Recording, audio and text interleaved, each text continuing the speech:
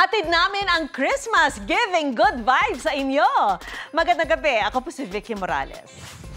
Ngayong Pasko, bawal ang bitter. Dapat love one another. Mamahagi ng biyaya para ang buhay mas guminhawa. Yan ang paniniwala ng mag-asawang sina Rubicon at Apple Villanueva mula sa Oriental Mindoro. Dahil ang kanilang pakulo, libreng gulay para sa kanilang mga kapitbahay. E ano pa nga ba? Walang iba kundi ampalaya. Ito po ang aming munting farm na namana po namin sa aming mga magulang. Mainit na tinanggap ng mga netizen ang kanilang pamimigay ng gulay online. Yan, tingnan mo naman, oh. Nag-viral si ate ng patsinay. Lagi kami pa ipilas yan. 11 taong nagtatrabaho abroad ang mag-asawang sina Rubicon at Apple Villanueva. Pero nang piniling bumalik sa Pilipinas, ang kanilang libangan at pinagkakitaan ang farming o pagtatanim. Asawa ko kasi nag-a-abroad siya. Gusto ko po magkakasama yung aming pamilya kasi yung anak ko nung panganay, nung nag 1-year-old, humahabol na sa kanya nung pag umaalis. Kaya po napag-usapan namin na dito na lang kami sama-sama. Ang kapatid daw ni Ruby ang nag-udyok sa kanila na mag-farming para hindi masayang ang lupa na meron sila rito. Kung iisipin po natin kung sa ibang bansa, madalian po yung kita. Kung baga, malaki talaga siya. Pero pag dito naman po sa farming, hindi po siya ganun kalaki, pero yung saya, sama-sama po yung aming pamilya, natututukan po namin yung mga anak namin, naaalagaan namin, kaya parang mas pipiliin po namin yung pagpa-farming po namin ngayon. Ito na nga raw ang sumusuporta sa kanilang pamilya ngayon. Ito na rin ang inuulam nila sa araw-araw. Okay, let's eat! O diba, healthy living na, sama-sama pa. Dahil sa negosyong ito, nakapagpundar sila para sa inaasam na dream house at nakabili rin ng tricycle at multicab. Kaya naman para ibahagi ang saya ng kanilang pamilya, ang mag-asawa nag-share ng blessing sa iba at nagpamigay ng gulay sa mga kapitbahay. Nagbibigay kami pagka yung aming ampalaya ay na-dispose na namin papunta ng merkado. Yung mga tira namin na okay pa naman siya, doon kami namimigay. Tuwing sila ay umaani, nakapagpapamigay sila ng nasa 2 kariton ng gulay. Marami raw ang natuwa sa kanilang mga pamigay na gulay. Kaya ang mag-asawa, mas lalong na-inspire na palawakin ang pagtatanim para mas marami ang aanihin at ipamimigay sa nangangailangan. Ito na po yung mga na-harvest namin. Naka-harvest na po kami ng sitaw, talong, at ngayon po may sili din. Ngayon po nag-harvest naman kami ng ampalaya. Napakasarap sa pakiramdam yung makatulong ka at makapamigay sa simpleng ganun lang. So ito na po ang aming napili na aming ipamamahagi o ipamimigay sa aming mga kapitbahay. Ito po ang ampalaya, ito naman po ang sitaw. Huwag pong magtutulakan, lahat makakatanggap ng libreng gulay.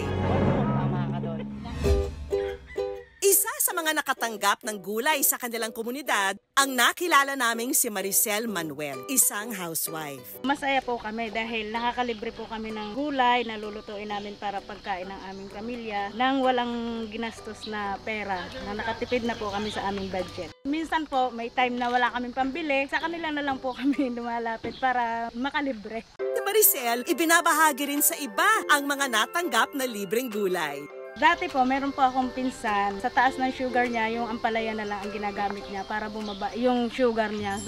At ngayon naman, para magpasalamat sa mga libreng gulay at isa puso ang diwa ng Kapaskuhan, it's payback time! Ito po yung gulay na nahingi ko sa inyo kanina. Ay bilang pasasalamat po sa inyo, ipinagluto ko po kayo. Wow! Ang bait and sweet naman. Masarap ba ito?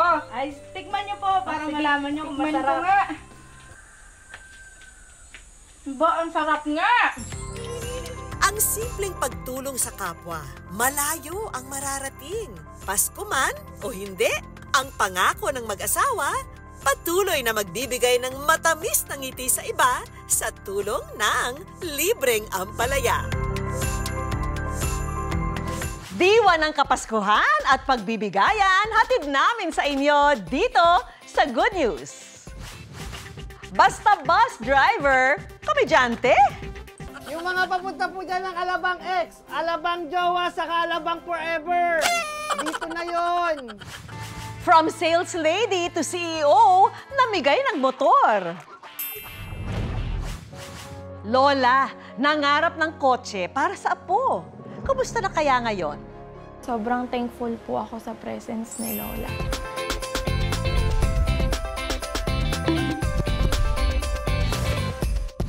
Ang mga bus driver, hindi lang daw sweet lover. Ang driver kasi na ito, joker din. Magpapasko na naman! Marami sa atin naghahanda na sa pag-uwi sa kanya-kanyang probinsya. Isa ka rin ba sa mga nakikipagbakbakan para makasakay at makauwi sa inyong mahal sa buhay? Pero kung sa ganitong mga stress gustong makaiwas, bakit hindi subukan itong level up na bus? Kung balak nyong mamasyal ngayong Pasko, bakit hindi kayo mag-ride in style? Ito ang pinakabagong Royal Class Bus. Hindi na comfy upuan ng labanan, kundi higaan. With light, charging port, adjustable aircon, cup holder, at mawawala ba naman ang CR? May kanya-kanya rin kayong kortina for privacy, pati na ang amenity kit, kumot, at libreng snacks. O sosyal, di ba? Pero kung tight ka sa budget, dasal-dasal na lang daw para swertihin sa masasakyan. Gaya na lang ng commuter sa viral video na ito, na naka-jackpot daw. Ito na po, yung mga bago-banang mawang nakabawa dyan! Mawa! Yung mga mawalang jowa! Baba yung mga mawalang jowa! Ang bus kasing nasakyan, may pa-live entertainment show. Ang viral na bus driver na ito, natagpuan namin sa PTEX Terminal, si Jose.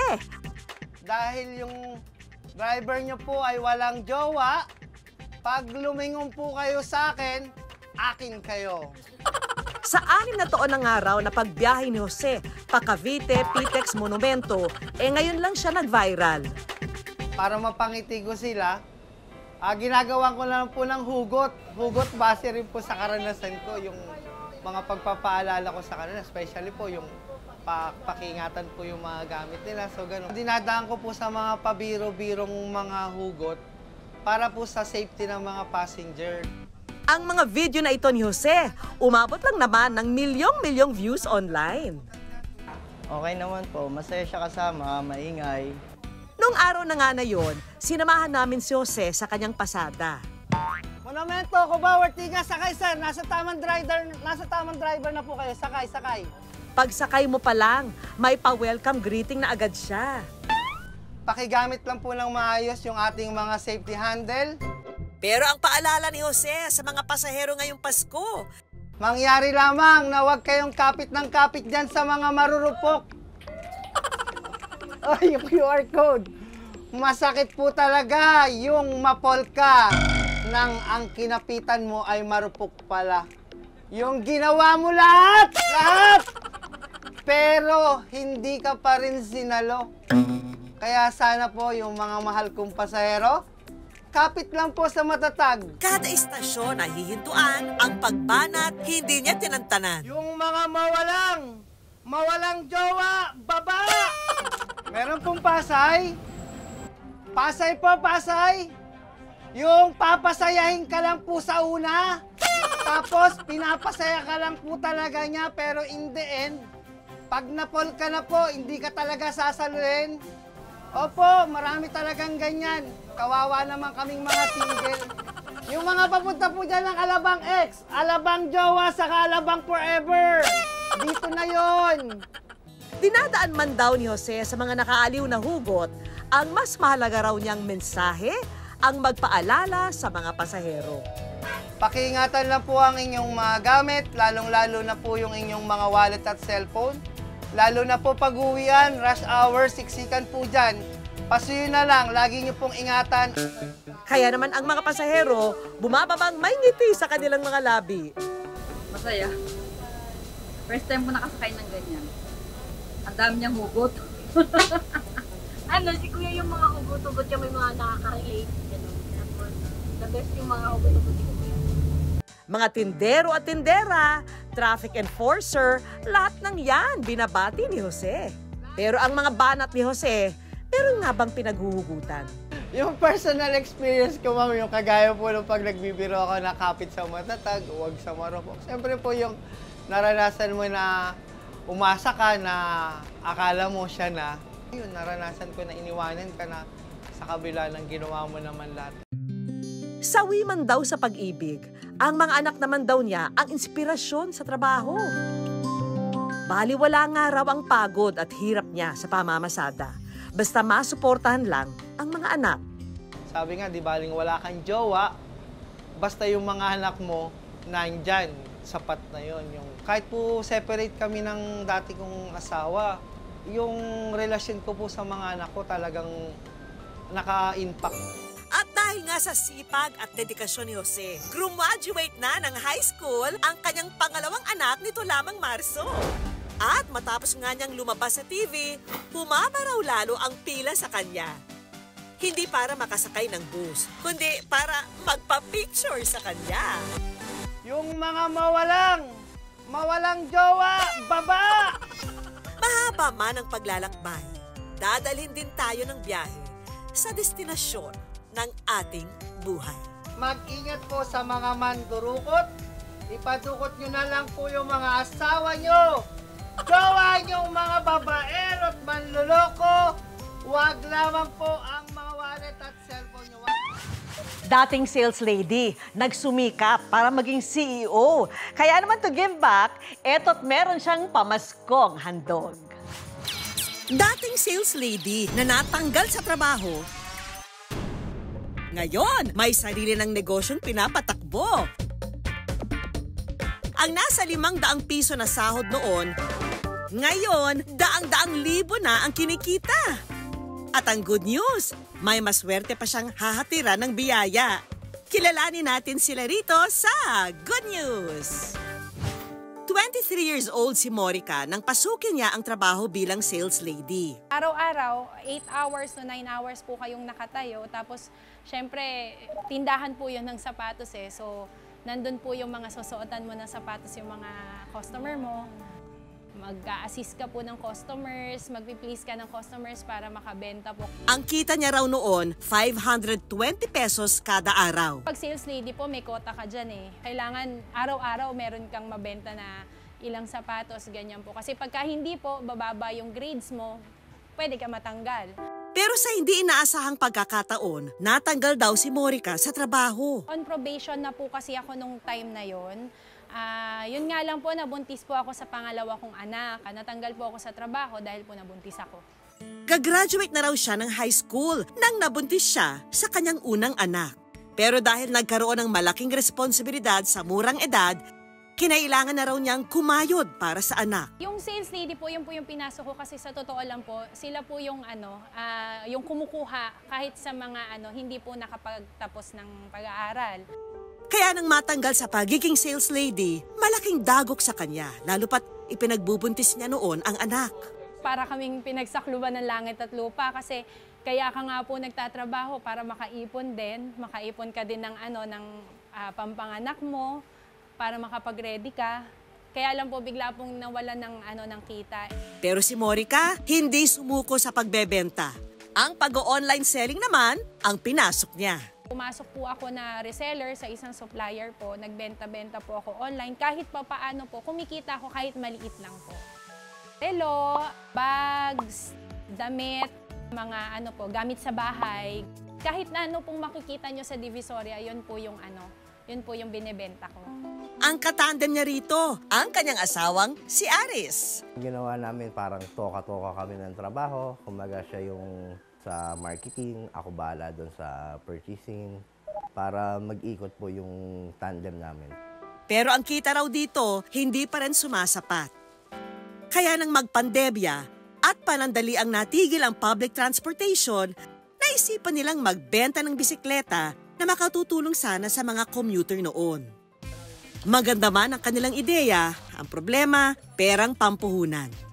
Kaya laking pasasalamat daw nila nang tulungan sila ng kanyang hipag. Meron pong 20,000 noon, hineram ko po yun sa kanya. Tapos po, yun po yung pinambili namin ng mga bikes. Alam ko na malaki yung responsibilities and obligation nila bilang mga magulang. Kaya pag alam ko na kailangan nila, nandito lang ako para sa kanila. Nakikita naman po namin sila na nagsisikap sa sarili nila. Tumatayo po sila sa sarili po nila. Mula sa 5 bike na pinicturan at binenta online, unti-unti nilang itong napalago. Hanggang sa nakaipon at ang kanilang negosyo, umabot na sa pagbebenta ng e-bike. At ang dati maliit lang na negosyo, unti-unting pumatok online at umarangkada. Thank you so much po. God bless po. More powers and more achievements po. Dahil trained si Morica sa pagbebenta noong sales lady pa siya, sisiw raw sa kanya ang pagtitinda. At para mas lalong maibenta ang kanilang negosyo, inaral daw niya ito. Kapag magbebenta ka, dapat alam mo kung ano yung binebenta mo. So talagang inaral po namin mag-asawa kung ano po yung kasulok-sulukan ng mga e-bike. Kaya naman matapos ang 3 taon, ang dating sales lady na tinanggal sa trabaho, ngayon, siya na ang amo sa sarili niyang negosyo. From 12,000 po kasi before na sales lady po ako. Ngayon po, na nagbebenta na ako ng e-bike, nagiging 6 digits na po yung kita namin. 1-1. Talagang nagbunga ang kasipagan ni Morica. Dahil dito, nakapagpaayos na sila ng bahay, nakapagpundar ng sasakyan, at nakapagpatayo na rin ng e-bike warehouse.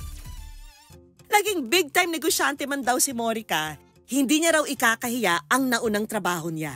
Sobrang laki po ng pasasalamat ko din dahil po naging sales lady ako. Kasi kung hindi po, hindi ko po yan malalaman kung paano ko po ibebenta eh. Ang dati nga raw humihingi ng tulong sa iba, ngayon kaya na ring mag-share ng blessing sa kapwa. Yung father-in-law ko po kasi nagdadialysis siya. Ngayon po, kahit paano po, handa na po kami. Pagka po ng ospital, hindi na po namin pinoproblema kung saan po kami kukuha ng pambayad. Pati ang pagbibigay ng e-bike sa nangangailangan, walang pagdadalawang isip. At hanggang ngayon, patuloy pa rin nilang ginagawa. Ngayon po kasi pagka nakikita ko na meron po talagang nangangailangan, na talagang porsigido po sa buhay, yun po, binibigyan namin. Yun po yung nagiging chance ko na para tumulong naman po sa kanila. At ngayong araw, sino kaya ang maswerte niyang bibigyan ng regalo? Yan ay walang iba kundi si Tatay Virgilio. 64 years old na pero araw-araw pa ring sinusuyod ang bayan ng Muñoz, Nueva Ecija para mailako ang kanyang panindang basahan. Ang kuha ko sa bawat isang ganito, 25 pesos. Binibenta ko naman 300. Ang kita niya rito, sapat lang daw sa araw-araw na baon ng anak na nag-aaral sa kolehiyo at para sa pagkain ng kanyang pamilya. Sa kanyang pagtitinda, kasakasama rin niya ang kanyang anak na si Benedict na isang child with special needs. Paano kasi yung nanay niya nagtitinda-tinda, kaya kasama-sama ko na rin siya. Ang kwento na ito ni Tatay Virgilio ang pumukaw sa puso ni Glenn. Ang nag-upload ng kwento ni Tatay sa social media. Nakita ko po si Tatay Virgilio na dito sa Muñoz, paikot-ikot po siya, nagtitinda ng mga basahan. Kung gusto pong mangyari, talagang gusto ko po sana na mas magaan naman yung buhay niya kahit papano. Kaya naman ang hanap niya, Good Samaritan, na tutulong kay Tatay Virgilio para mabawasan ang hirap na dinaranas niya sa paglalako ng basahan.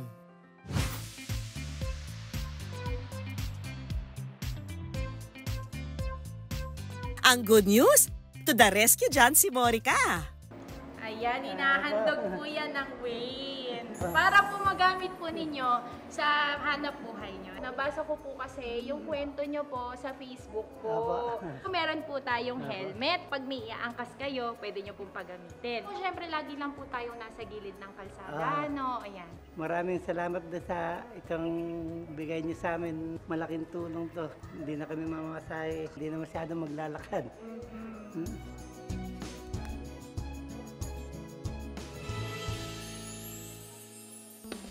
Hindi pa riyan natatapos ang good news para kina Tatay Virgilio dahil may pabaon pang grocery items sina Morica at Aris para sa kanila. Kami tagka-shopping.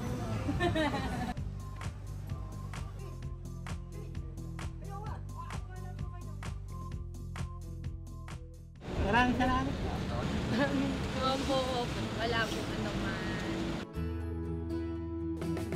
Anumang hamon ang dumating, basta magsumikap lang sa buhay.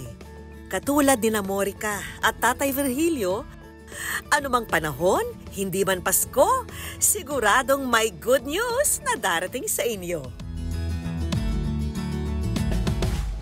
Bago sumapit ang Kapaskuhan, ang ilan nag-iipon na sa kani-kanilang alkansya. Pero ang isang ito, hindi raw para sa bagong laruan, damit o gamit sa eskwela ang iniipon niyang barya. Dahil ang alkansyang ito, hindi sa isang bata, kundi kay Lola. Ano kayang pinag-iipunan niya? Yan ang ating aabangan. Isang lola nakabantay sa riding app tuwing babiyahe ang apo. Pangarap niyang kotse para rito. Kamusta na kaya? Nakilala namin dito sa Quezon City si Lola Josefina Gagarin o Lola Pining kung tawagin ng kanyang mga apo. Sa edad na 86, si Lola Pining hindi pa raw retired sa kanyang daily task. Ang mano-manong pagtutok sa mga apo tuwing nasa biyahe sila papasok sa trabaho. Magbubok na po ako. Maghihintay lang po tayo pag may rider na po. Hindi raw marunong gumamit si Lola Pining ng cellphone at mag-book sa riding app. Pagkatapos daw i-book ng apo ang ride, sinusulat ni Lola sa papel ang mga detalye ng rider. Tuwing umaga, papasok po yung kapatid ko sa office. So kapag dumating na yung rider... Halika na Lola, nandito na yung rider. Halika mo, Sige. Ingatan niyo po yung apo ko. God bless you po. Maraming salamat. Pag-ingat kayo mabuti. Lalabas na si Lola, i-chit-chat niya si yung rider na, Mano, mag-ingat po kayo, ganito. Apo ko po yan. Then after pagpasok dito, tatawagin niya na yung either ako po o yung mother ko. Papatrack niya na yung app kasi gusto niyang bantayan. Tapos papanoorin niya po yung app, gumagalaw po ba or anything. Hintayin niya po, hindi po siya makakakilos sa iba niyang gawain hanggat hindi niya nakikita. Ang aktwal na gawain ni Lola, kinuhanan at ipinost ng apong si Ali online. Ganun lang po talaga yung way niya para mapakita kung paano niya kami inaalagaan. Yung pagmamahal po niya bilang lola, talagang umaabot sa point na hinihintay niya kami. Maghihintay siya sa labas ng gate. Siguro yun po yung way niya para mapakita sa amin na ganun niya kami minamahal, inaalagaan. Sinisiguro kung nakarating sila sa opisina at pagkatapos sinisiguro ko din na maayos sila. Ganun kami kabantay sa kanila, sa lahat sa kanila. Malapit sa magkakapatid na Princess at Ali si Lola Pining. Laking lola na raw sila simula noong umuwi sa Pilipinas galing Dubai. Around 2010 po, umuwi kami dito dahil sa yung mga kamag-anak po namin. Isa-isa na silang napunta sa abroad. Walang magsasama kila Lola dito. So nag-decide po yung family namin na dito na muna mag-settle down para may kasama po sila Lola. Mahigpit daw ang sinturon ni Lola Pining pagdating sa kanyang mga apo. Kapag kinukumbida po ako ng mga friends ko sa labas, gusto po niya malaman kung sino po yung sasamahan ko. Sabi ko, pag hahanap ka ng boyfriend, yung mabait, yung totoo, masipag, kahit na mahirap ang tao, basta masipag siya. Dapat po magpaalam muna sila dito sa bahay, kung anong oras kami aalis, anong oras kami uuwi. Kamukha ni Princess, siguraduhin niyang siya lang ang mahal. Dapat yung mahal na mahal siya at saka tapat.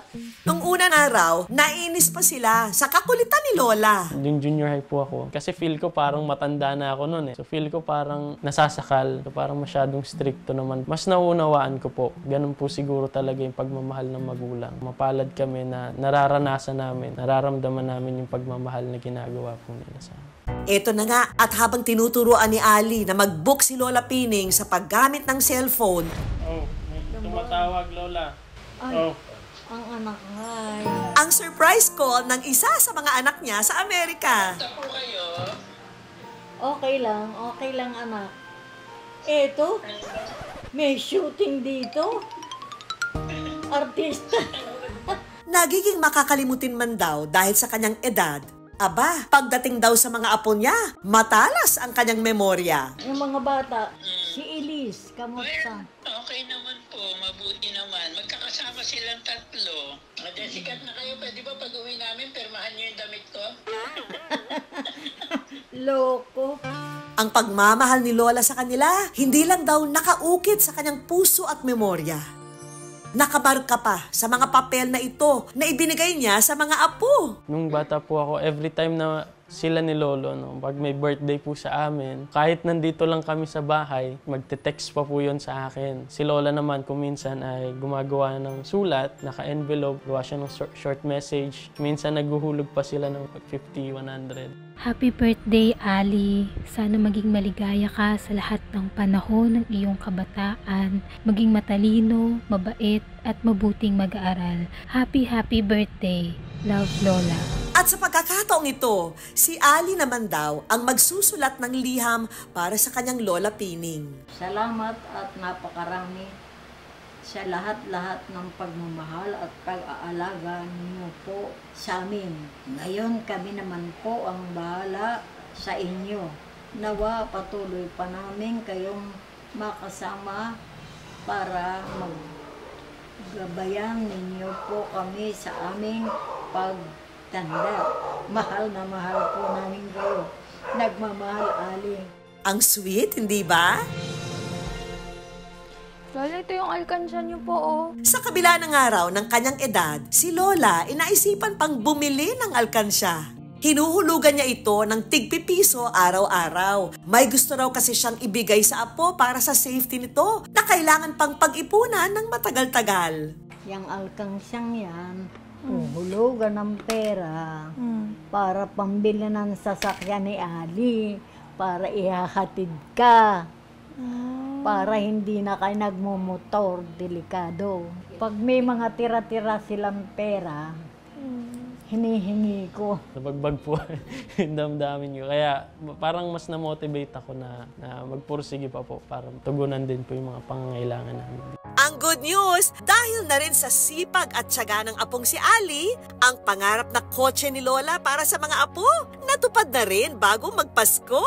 O ha? Wala kayo sa Lola ko. Sobrang thankful po ako sa presence ni Lola. Siya po talaga yung... kung wala po si Lola, siguro wala po kami. Ipinaramdam niya po sa amin yung pagmamahal ng isang magulang. Sana humaba pa yung kanyang buhay. Thankful sa lahat ng mga payo niya, yung mga gabay niya sa amin. Para sa mga kapuso natin dyan, nakapiling pa ang mga lolo't lola nila ngayong darating ang Kapaskuhan, maswerte kayo. Kaya naman kasabay ng inyong pagtanda, pugpugin niyo pa rin sila ng pagmamahal at pag-aaruga. Operation Kabutihan pa rin tayo sa ating Good News Movement. Ihanda na ang mga kamera at abangan ang mga mabubuting gawa. Kapag may nangailangan, tulungan. Kapag may nasaksiyang kabutihan, kuhanan. Anumang pagtulong sa kapwa, i-video mo at i-send sa aming Facebook page o i-tag ang aming Facebook account. At baka ang video na nyo ang aming ipalabas sa susunod na Sabado. Dahil basta pagtulong sa kapwa, #pang-good-news yan. Sana'y nabusog namin kayo ng good vibes, mga kapuso. Magkita-kita ulit tayo sa susunod na Sabado. Ako po si Vicky Morales at tandaan, basta puso, inspirasyon at good vibes, siguradong good news yan.